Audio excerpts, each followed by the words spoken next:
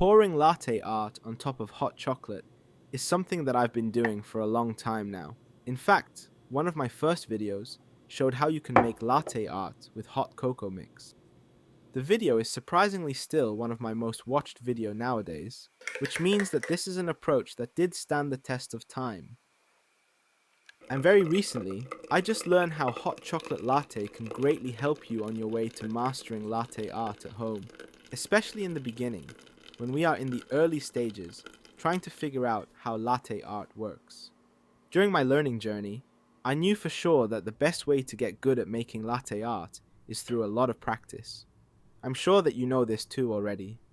But this concept is often not easily executed. The biggest concern is that practicing a lot of latte art needs a lot of espresso and milk. If you do it multiple times, things can get very expensive quickly, especially the coffee. Plus, you can only drink a limited amount of lattes per day. That's so you don't break your sleep schedule. The cost can indeed go up very quickly. If you attempt on average 3 lattes per day, you can use up around 50 grams of coffee, which means a kilogram of coffee per 20 days.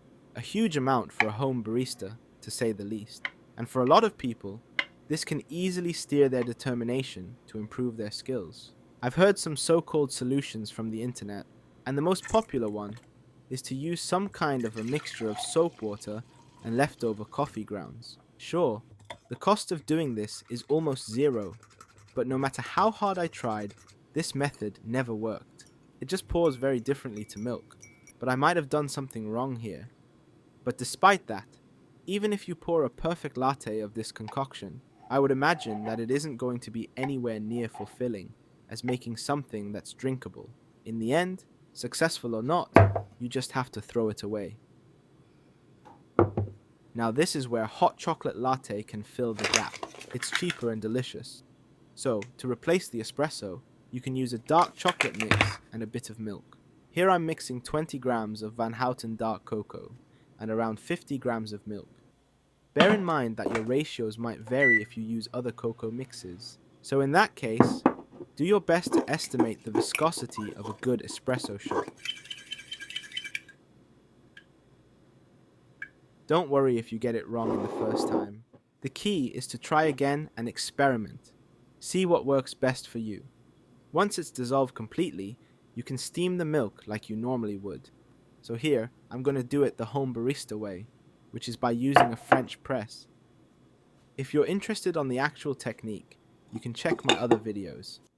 Feel free to use your favorite sophisticated milk steamer. I'd even say that it'll most likely be better. The thick hot chocolate base will act similarly to espresso, without the caffeine and most of the expense. This takes away your worry, and you can most likely put more focus on practicing the technique and the fundamentals. Sure, if you messed up, there's still going to be wasted milk, but it's still drinkable, and if you want to make it again, you can absolutely do so without destroying your sleep, and with less than half the cost of a normal latte. So, have fun experimenting, and I hope we meet again in other videos.